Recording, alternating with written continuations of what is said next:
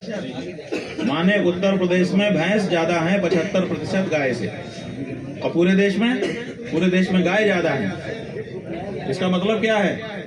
इसका मतलब ये है कि उत्तर प्रदेश में गायों की निरंतर हानि हो रही है, इसलिए उत्तर प्रदेश में भैंस बढ़ गई है और गाय कम हो गई है। और आप कहते हैं कि हम बफेलो मांस का व्यापार कर रहे हैं।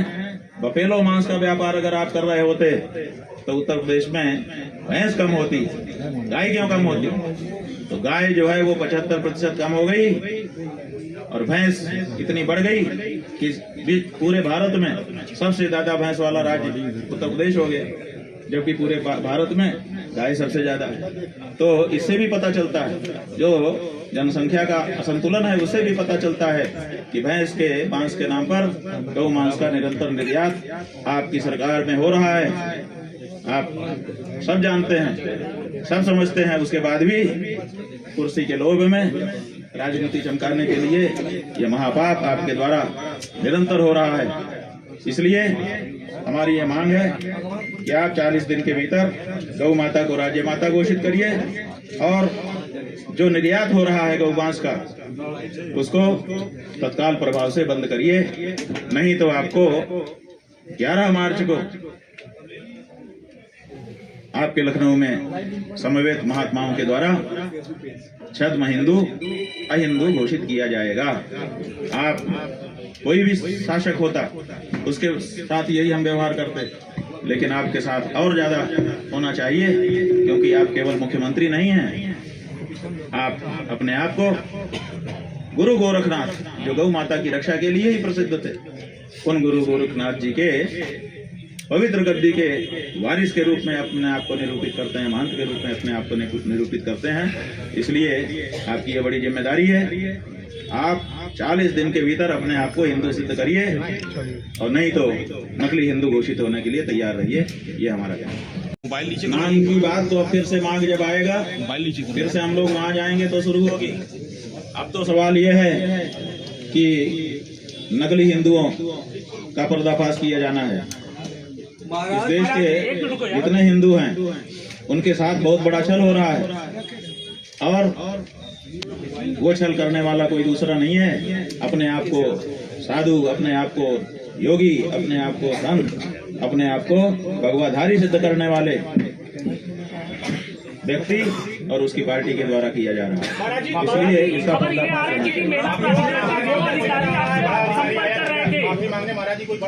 देखिए, बात यह है कि माफी की बात हमने जब प्रयाग हमने छोड़ा उसी समय हमने सब बता दिया था, जो हुआ था एक एक अक्षर हमने सब निरूपित कर दिया था। यहाँ आने के बाद भी आप लोगों ने जो अनौपचारिक बात की थी उसमें भी बता दिया था।